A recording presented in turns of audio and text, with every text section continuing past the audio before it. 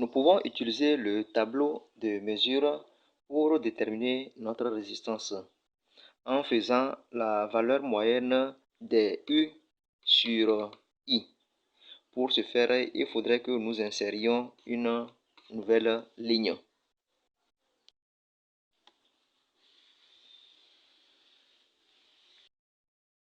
En utilisant le tableau de mesure, nous trouvons R égale à 1193 ohms. L'ohmètre est l'appareil utilisé pour mesurer la résistance d'un conducteur ohmique. Utilisons alors ce multimètre réglé sur la fonction ohmètre pour mesurer la résistance de notre conducteur ohmique.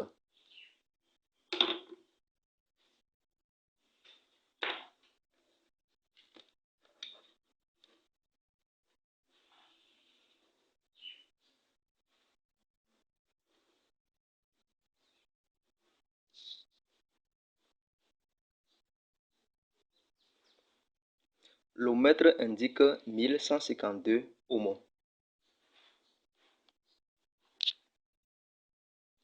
À l'ohmètre, on trouve R égale 1152 ohms. Le code des couleurs permet de retrouver la valeur normalisée de notre conducteur ohmique. Utilisons donc le code des couleurs pour retrouver cette valeur.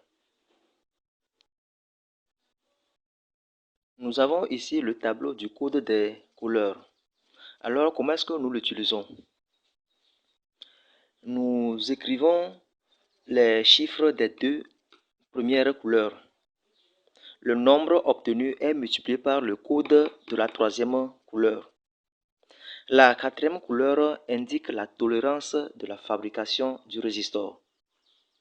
Appliquons cela. Pour notre conducteur ohmique, les couleurs sont le marron, le rouge, encore le rouge et l'or. Remarquons que l'or ne peut pas être le premier chiffre. Alors, nous commençons l'écriture par le marron. Le marron, utilisé comme première couleur, code pour 1. J'écris 1. Le rouge, utilisé comme deuxième couleur, code pour 2. J'écris 2. Le rouge, utilisé comme troisième couleur, code pour 10 puissance 2. Je fais fois 10 puissance 2. L'or, utilisé comme quatrième couleur, code pour une tolérance de 5%.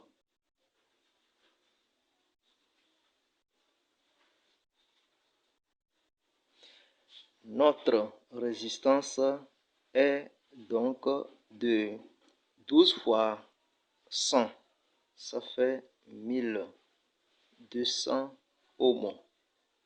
Plus ou moins 60 ohms. Les 60 ohms représentent les 5% de 1200. On peut aussi écrire que la valeur réelle de la résistance est comprise entre 1140 ohms et 1260 ohms. Une petite récapitulation sur la valeur de notre résistance. Graphiquement, nous avons trouvé R égale 1200 ohms. L'utilisation du tableau de mesure nous donne R égale 1193 ohms. La mesure à l'ohmètre nous indique R égale 1152 ohms. Le code des couleurs ou l'indication du fabricant nous donne R égale 1200 ohms plus ou moins 60 ohms. C'est-à-dire, selon le fabricant du conducteur ohmique, la résistance de ce dernier est comprise entre 1140 ohms et 1260 ohms. Alors, la valeur trouvée graphiquement La valeur trouvée par le tableau de mesure et la mesure effectuée à l'ohmètre sont en accord avec l'indication du fabricant. C'est-à-dire toutes ces valeurs sont bien comprises entre 1140 ohms et 1260 ohms. Merci.